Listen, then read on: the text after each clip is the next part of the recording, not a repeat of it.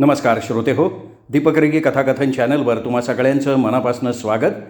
श्रोते हो, तुम्ही ऐकताय सुरेश वैद्य लिखित अनिवासी ही कादंबरी आणि आज या कादंबरीचा भाग 7वा.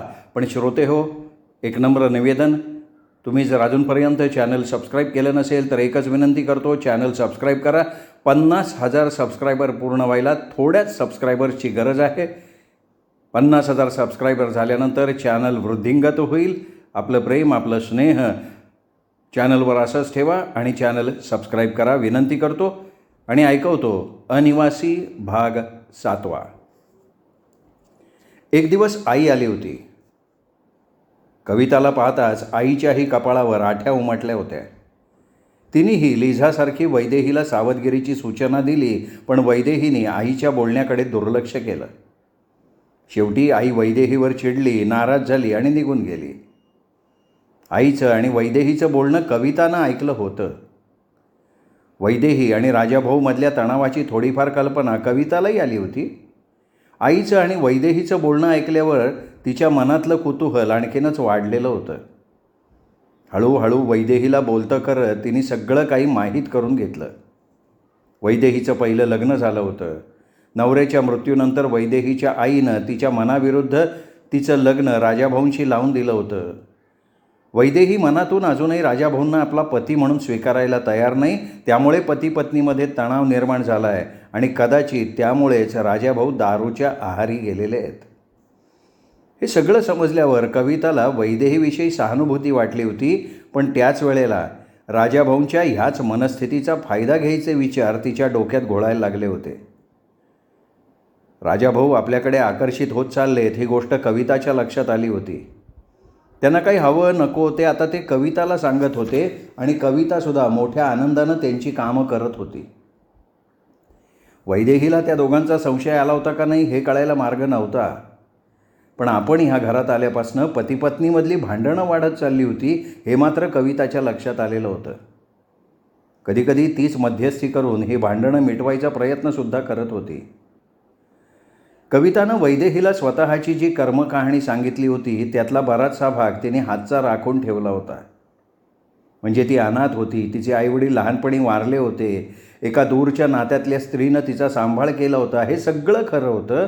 पण तिच्या आयुष्यात कितीतरी पुरुष येऊन गेले होते ही गोष्ट मात्र तिने वैदेहीपासून लपवून ठेवलेली होती. खरं तर कविता जेव्हा अजाण होती, पुरुषांच्या भूलथापा ओळखण्या इतपत तिला ज्ञान नव्हतं. पण स्त्रीच्या घरी मोलकरणीसारखं करावे लागणारे कष्ट, होणारा छळ आणि आपल्या अनाथपणाची होणारी सततची जाणीव या सगळ्याला कंटाळून तिने आधार शोधायचे प्रयत्न केले होते. आणि तिच्या ह्या अगतिकपणाचा फायदा तिने आधारासाठी ज्यांचा हात धरला होता त्यांनी तिला फसवलेलं होतं. या अनुभवातनं कविता आता शहाणी झाली होती. आलेल्या संधीचा फायदा घेण्या इतपत धूर्त बनली होती. राजाभाऊंकडे ती त्याच नजरेनं बघत होती. त्यांच्याविषयी तिला प्रेम वगैरे काही नव्हतं. दुसरी काही सोयी होईपर्यंत काही दिवस इथे राहता यावं, आपल्या पुढच्या आयुष्याच्या दृष्टीनं काही विचार करता यावा आणि जमल्यास राजाभाऊंकडनं या ना त्या प्रकारानं पैसे लाटता यावेत एवढाच तिचा त्यांच्याकडे बघण्याचा दृष्टिकोन होता. आणि त्यासाठी ती राजाभाऊंना थोडी ढील देत होती. कविता बनेल नव्हती, पण परिस्थितीने तिला कसं जगायचं ते शिकवलं होतं. पाप पुण्य, नीती अनिती असले शब्द स्वतःच्या सोयीनुसार कसे वापरायचे ते तिला कळत होतं. मुळात ह्या शब्दांना तिच्या लेखी फारशी किंमत नव्हती, कारण तिच्या अगतिकपणाचा, अजाणपणाचा फायदा घेणाऱ्या लोकांनी तरी या शब्दांना कुठे किंमत दिली होती. म्हणूनच वैदेहीविषयी सहानुभूती वाटत असूनसुद्धा राजाभाऊंना आपल्याकडे आकर्षित करून घेण्यात तिला काही गैर वाटत नव्हतं. एक दिवस अचानक वैभव आला. वैभवबरोबर विशाखाही आली होती. वैभवला बघताच वैदेही पुन्हा अस्वस्थ झाली होती. पण घरात आता कविताही आहे हे लक्षात येताच तिने स्वतःला सावरलं. कारण विश्वासविषयी, राजाभाऊविषयीच्या आपल्या भावना कवितासमोर तिने उघड केल्या असल्या तरी वैभवविषयी किंवा त्याच्याविषयी आपल्याला काय वाटतंय याचा थांगपत्ता तिने कविताला लागू दिलेला नव्हता. म्हणूनच वैभवला बघताच आपण अस्वस्थ झालोत हे कविताच्या लक्षात येऊ नये म्हणून स्वतःला सावरत तिने वैभवचं स्वागत केलं. विशाखाला मिठी मारून तिची चौकशी केली. इतके दिवस मला भेटायला यावं असं नाही वाटलं तुला? वैदेही विशाखाला म्हणाली. वहिनी, अगं यावंसं खूप वाटत होतं. वैभवदादाच्या तर मी रोज मागे लागले होते. मग काय झालं? मग काय, दादा आजारी होता ना, म्हणून नाही जमलं. काय झालं होतं? वैदेहीनं काळजीच्या स्वरात वैभवला विचारलं. आता कशी आहे तब्येत? नाही, काही नाही, फ्ल्यू झाला होता. 8 दिवस छान झोपून काढले. वैदेहीने वैभवकडे निरखून बघितलं. त्या दिवशी झालेल्या प्रकाराचं तर वैभवनं टेन्शन घेतलं नव्हतं ना? काही न बोलता वैदेहीने एक निश्वास सोडला. कविता दारात येऊन उभी राहिली. चहा आणू वहिनीसाहेब? एक उडती नजर वैभवकडे टाकत तिने वैदेहीला विचारलं. हां, घेऊन ये, वैदेही म्हणाली. वैभव काहीसा आश्चर्यानं तिच्याकडे बघत असताना शरीराला एक छानसा झटका देत ती वळली, निघून गेली. कोण आहे ही? कविता गेल्यावर वैभवनं विचारलं. ही कविता. राजाभाऊ तिला घेऊन आलेत. अनाथ आहे बिचारी. हां, पण मोठी बेरकी दिसतीये बरं का. वैभव म्हणाला. आणि मग वैदेही काही बोलायच्या आत तिच्याकडे बघत त्यांनी विचारलं. तुझी तब्येत एवढी उतरल्यासारखी का दिसतीये वहिनी? ह्या पोरीचा काही त्रास नाही ना तुला? छे, काहीतरीच काय. ती बिचारी स्वतः आहे दुःखी, ती काय त्रास देणार मला?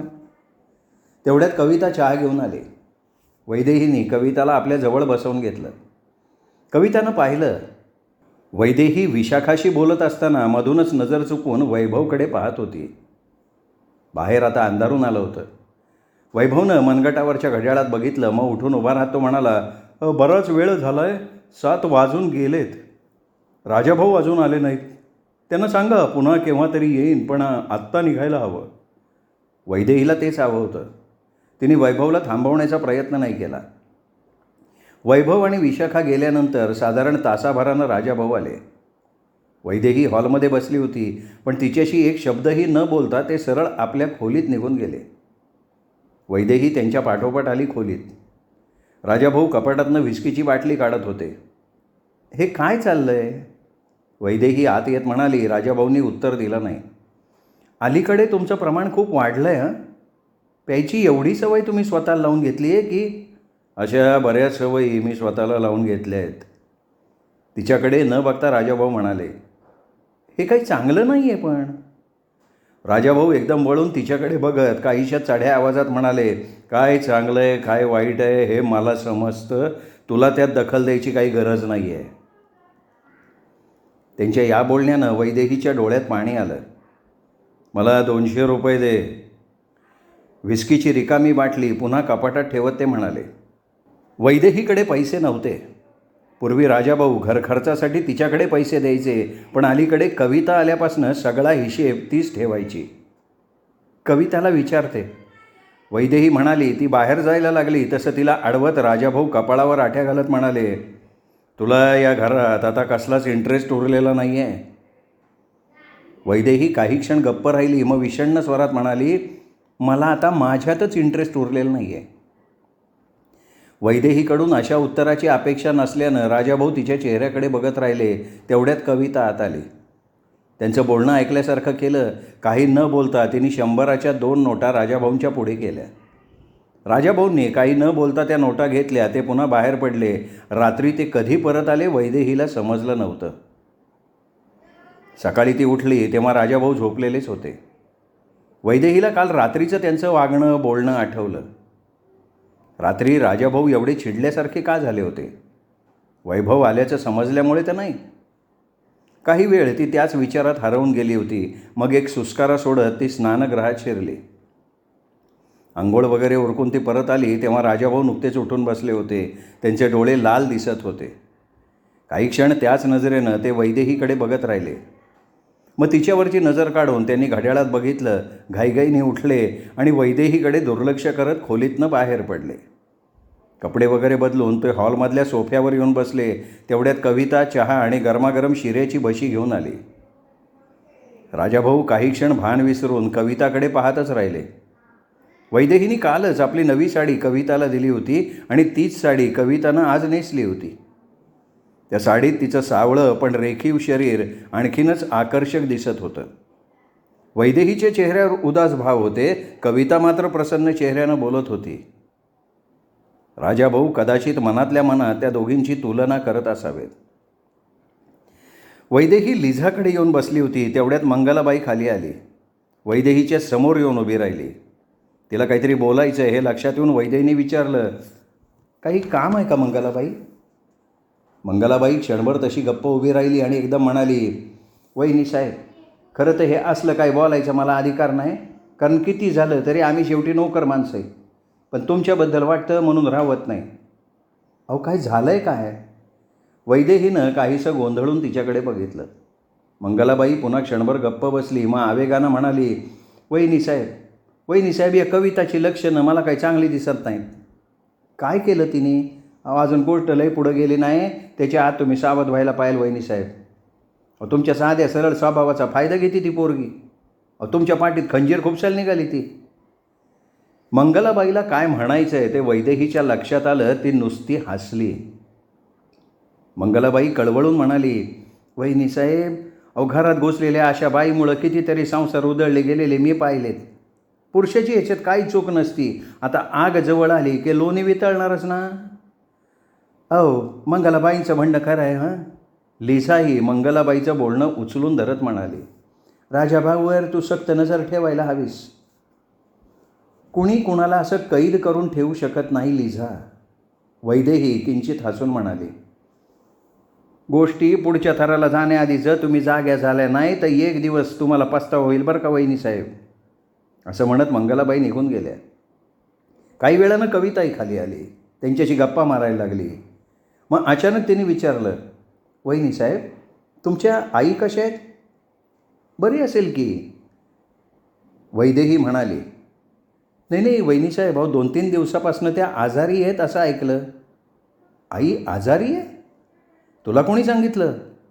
वैदेहीने एकदम चमकून विचारलं. कविता एकदम गडबडली आणि स्वतःला सावरत म्हणाली, मला वाटतं साहेब मंगलाबाईला सांगत होते तेव्हा मी ऐकलं.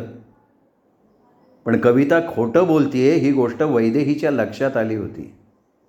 राजाभाऊंनी मंगलाबाईंना तसं काही सांगितलं असतं तर मंगलाबाईंनी ते तिला नक्कीच सांगितलं असतं. याचा अर्थ ही गोष्ट राजाभाऊंनी कवितालाच सांगितलेली असावी. पण वैदेहीनं त्या बाबतीत तिला छेडलं नाही. मनातनं मात्र वैदेही अस्वस्थ झालेली होती. आई आजारी असल्याचं आपल्याला न सांगता राजाभाऊंनी कविताला सांगावं ही गोष्ट तिला कुठेतरी खटकली होती. रात्री राजाभाऊ आले. आपलं जेवण त्यांनी आपल्या खोलीत मागवलं. जेवण करून ते पुन्हा बाहेर निघून गेले. दुसऱ्या दिवशी सकाळी राजाभाऊ पेपर वाचत हॉलमध्ये बसलेले असताना वैदेही त्यांच्यासमोर येऊन बसली आणि हिम्मत करून तिने विचारलं, आजकाल तुम्ही माझ्यावर एवढे नाराज काय? पेपरातून मान वर न करता ते कोरड्या स्वरात म्हणाले, जो माणूस स्वतःवर नाराज आहे तो दुसऱ्यावर काय नाराज होणार? आणि नाराज होऊन फायदा तरी काय? हे बघा, मी तुम्हाला कसलाही जाब विचारत नाही आहे. तुमच्या इतर कुठल्याही गोष्टीचं स्पष्टीकरणसुद्धा मागत नाही आहे. मला फक्त एवढंच जाणून घ्यायचं आहे की माझी आई आजारी आहे हे तुम्ही मला का सांगितलं नाही? पेपर बाजूला करून त्यांनी काहीसं चकित नजरेनं तिच्याकडे बघितलं. काल कवितानं सांगितल्यापासून मला आईची काळजी लागून राहिली आहे. मला कळत नाही आहे, मला हे सांगायला तुम्हाला काय अडचण आहे? वैदेही म्हणाली. राजाभाऊंनी आता स्वतःला सावरलं होतं. कपाळावर आठ्या घालून तिच्याकडे बघत ते म्हणाले, अडचणीचा इथे प्रश्न येतोय कुठे? उलट ही गोष्ट तर तूच मला सांगायला हवी होती. वैभवची एवढी तासभर गप्पा मारत बसली होतीस, त्यांनी तुला सांगितलं नव्हतं? त्यांच्या आवाजातला कुत्सितपणा वैदेहीला जाणवला. पण स्वतःवर संयम ठेवत ती म्हणाली, वैभव त्या घरी कधी जात नाही. मग या घरात घेण्यामागे त्याचा काय हेतू आहे? राजाभाऊ एकदम म्हणाले आणि आवाज चढवत त्यांनी विचारलं, आपला नवरा घरात नसताना एका परपुरुषाबरोबर तासनतास खिदळत गप्पा मारताना तुला शरम नाही वाटली? राजाभाऊंनी केलेला हा आरोप ऐकून वैदेही अवाक झाली. वैभवला तिने स्वतःहून कधीच इथे बोलवलं नव्हतं. राजाभाऊंनीच एक दिवस त्याला इथे यायचं आमंत्रण दिलं होतं आणि आता स्वतःच ते. आता तुम्ही माझ्या चारित्र्यावर शिंतोडे उडवायला लागलाय का? वैदेही तीव्र स्वरात म्हणाली. मी कशाला उडवायला हवेत? स्वतःच्या मनाला विचार ना. जी स्त्री आपल्या पतीच्या घराला आपलं घर समजत नाही, जिला आपल्या पतीमध्ये कसलाही रस नाही, जी स्त्री आपल्या पहिल्या नवऱ्याच्या भावाबरोबर तासनतास गप्पा मारत राहते, ती स्त्री कशी आहे आणि कशी नाही हे मीच तिला सांगायला पाहिजे असं नाही आहे. एवढं बोलून राजाभाऊ ताड पावलं टाकत बाहेर निघून गेले. वैदेही दोन्ही हातानं आपलं डोकं गच्च धरून तशीच बसून राहिली. 2 दिवसांनी राजाभाऊंना काय वाटलं कोणास ठाऊक, ते स्वतःच वैदेहीला तिच्या आईकडे घेऊन गेले होते. आईचा आजार फारसा गंभीर नव्हता. ताप आणि खोकल्यामुळे ती 2-4 दिवस झोपून होती इतकंच. त्या रात्री राजाभाऊ आणि वैदेही जेवायला बसले. कवितानं त्यांना वाढलं तशी वैदेही म्हणाली, अगं तू बस ना आमच्याबरोबर. राजाभाऊंनी वैदेहीकडे बघितलं. नाही नको, मी नंतर बसते वहिनीसाहेब. अगं तू मला वहिनी साहेब नको म्हणूस, तू काही या घरात नोकर नाही आहेस. अहो ना, आम्ही तुला घरातलीच एक समजतो ना, राजाभाऊ लगेच म्हणाले. पण कविता त्यांच्याबरोबर जेवायला बसली नाही. जेवण झाल्यावर राजाभाऊ हॉलमध्ये काही वेळ TV बघत बसले. वैदेहीसुद्धा एका बाजूला बसून स्वतःच्या आयुष्याबद्दल विचार करत होती. थोड्या वेळानं ती उठली आणि आपल्या खोलीत येऊन बिछाण्यावर पडली. डोळे मिटून तिने झोपण्याचा प्रयत्न केला, पण झोप येत नव्हती. मनात विचार येत होते. तिचं आयुष्य किती रुक्ष संदर्भहीन होऊन गेलं होतं. कुठेच कशात मन लागत नव्हतं. अचानक तिच्या डोळ्यांसमोर वैभवचा चेहरा उभा राहिला. वैभवची आठवण येताच ती आणखीन अस्वस्थ झाली. मनाला पुन्हा पुन्हा समजावण्याचा प्रयत्न करूनही वैभववर आपलं प्रेम आहे ही गोष्ट ती नाकारू शकत नव्हती. खरं तर या सगळ्याला आता काही अर्थ नाही हे तिलाही कळत होतं, पण प्रयत्न करूनही वैभवचा विचार ती मनातनं दूर करू शकत नव्हती. वैभवचं अजून आपल्यावर प्रेम आहे याची कल्पना तिलाही होती. म्हणूनच या प्रेमाचा परिणाम काय होणार या विचारानं ती कमालीची बेचैन होत होती. ती तशी आपल्या विचारात हरवून गेलेली असताना अचानक कुणाच्या तरी दबक्या पावलांचा आवाज तिने ऐकला. तो आवाज तिच्या दिशेने येत होता. दिवा बंद केल्यानं खोलीत अंधार होता, पण उघड्या खिडकीतून आत येणाऱ्या हलक्याशा चांदण्यांच्या प्रकाशात तिच्या दिशेनं येणारी आकृती तिने ओळखली होती. ते राजाभाऊ होते. हळूहळू दबक्या पावलांनी चालत ते तिच्या बेडजवळ येऊन उभे राहिले. वैदेहीची छाती धडधडायला लागली. मनातनं ती काहीशी चकितही झाली होती. त्या दिवशी एवढं सगळं होऊनही राजाभाऊ आज पुन्हा. वैदेही डोळे मिटून तशीच पडून राहिली.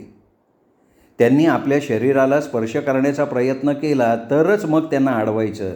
ती वाट बघत राहिली. पण तसं काहीही झालं नाही.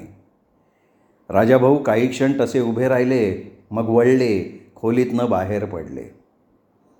वैदेहीने सुटकेचा निश्वास सोडत डोळे उघडले. पण राजाभाऊंच्या या कृत्यानं ती चकित झाली होती. डोक्याला खूप ताण देऊनही त्यांच्या या वागण्याचा अर्थ तिच्या लक्षात येत नव्हता. काही वेळ ती तशीच पडून राहिली. राजाभाऊंची खोली तिच्या शेजारीच होती, पण त्या खोलीतनं कसलाही आवाज ऐकू येत नव्हता. न राहून शेवटी वैदेही उठली आणि हलक्या पावलांनी चालत चालत राजाभाऊंच्या खोलीजवळ आली. दारावर हात ठेवून तिने ते हलकेचं ढकललं. दार नुसतं लोटून घेतलं होतं. ते आवाज न करता सताड उघडलं. वैदेहीने दारातून आत डोकावून बघितलं. खोली रिकामी होती. राजाभाऊ आपल्या बेडवर नव्हते. वैदेही मनातनं एकदम चमकली. क्षणभर विचार करून मग ती कोपऱ्यातल्या कविताच्या खोलीजवळ गेली.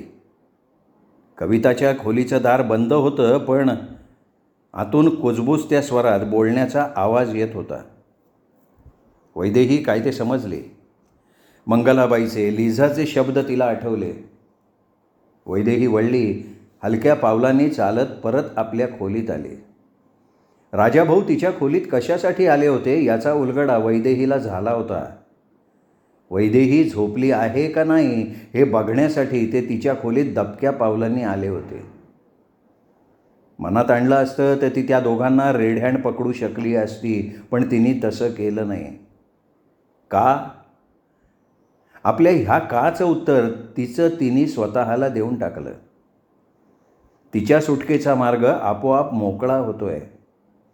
कवितात गुंतून जर राजाभाऊंनी तिला सोडलं तर हे विवाहाचं बंधन स्वतःहून तुटून जाणार होतं.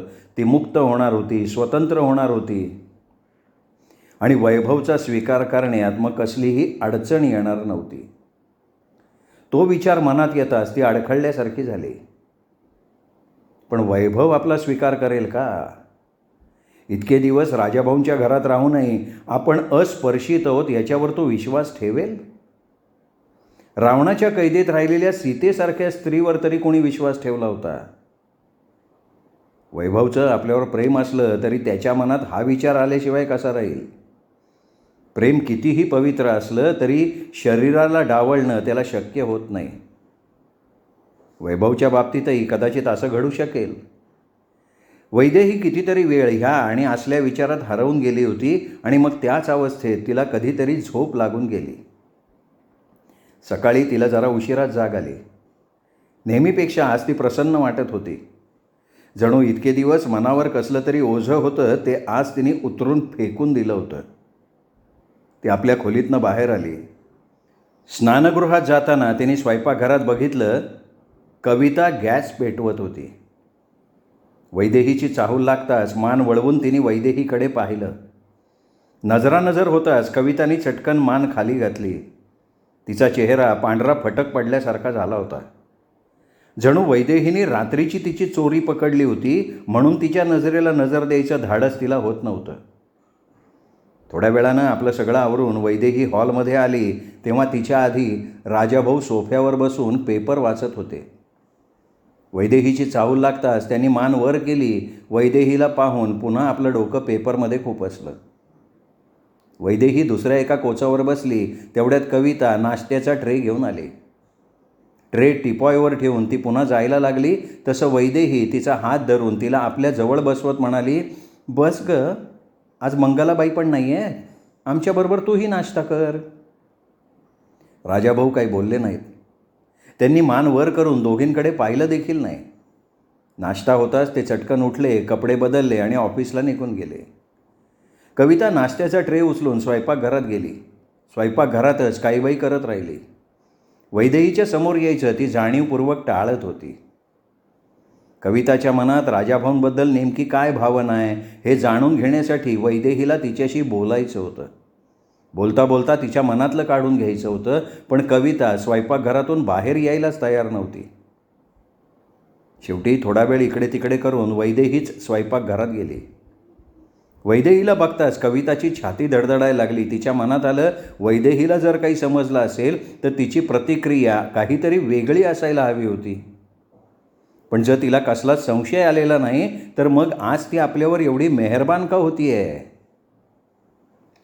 कविताची मनस्थिती वैदेहीच्याही लक्षात आली होती. मंगलाबाईंची ना हीच गोष्ट मला आवडत नाही. वैदेही मुद्दाम वेगळा विषय काढत म्हणाली, बघ ना, 1 दिवसासाठी बहिणीला भेटायला जाते म्हणून सांगून गेली. आज 3 दिवस झाले तरी तिचा काही पत्ताच नाही. कविताला यावर काहीतरी बोलणं भाग होतं. आज येईल बहुतेक, ती हलक्या आवाजात म्हणाली. हां, यायला तर हवी, बघू. संध्याकाळपर्यंत जर नाही आली तर कोणाला तरी तिच्या घरी पाठवायला लागेल. अगं, तुला किती त्रास पडतोय सगळ्याचा? त्रास कसला ना वहिनीसाहेब, कविता म्हणाली. खरं तर कविता मनातनं चमकली होती की वैदेही कुठल्या अर्थानं म्हणतीये हे. चल लवकर आटप, जरा बाजारात जायचं आहे आपल्याला. इकडे आण, मी मदत करते तुला. आणि कविता नको नको म्हणत असताना वैदेही तिच्या बरोबरीनं काम करायला लागली. वैदेही स्वयंपाकघरात असेपर्यंत कवितावर चांगलं दडपण आलं होतं. वैदेही अचानक तो विषय काढेल का काय याची तिला भीती वाटत होती. पण वैदेही इतरच विषयांवर तिच्याशी बोलत राहिली होती. सगळी कामं आटोपल्यावर वैदेही स्वयंपाकघरातून बाहेर पडता पडता तिला म्हणाली, मी कपडे बदलायला जातीये, तू सुद्धा कपडे बदल, माझ्या खोलीत ये, मग लगेच निघू आपण. वैदेही गेल्यावर कविता काही वेळ तशीच विचार करत उभी राहिली. मग कपडे न बदलता वैदेहीच्या खोलीत गेली. अगं हे काय, तू कपडे नाही बदललेस का? वैदेहीने तिला विचारलं. नाही, ही साडी चांगली आहे, कालच तर नेसली होती ना. पण वैदेहीने तिचं काहीही ऐकलं नाही.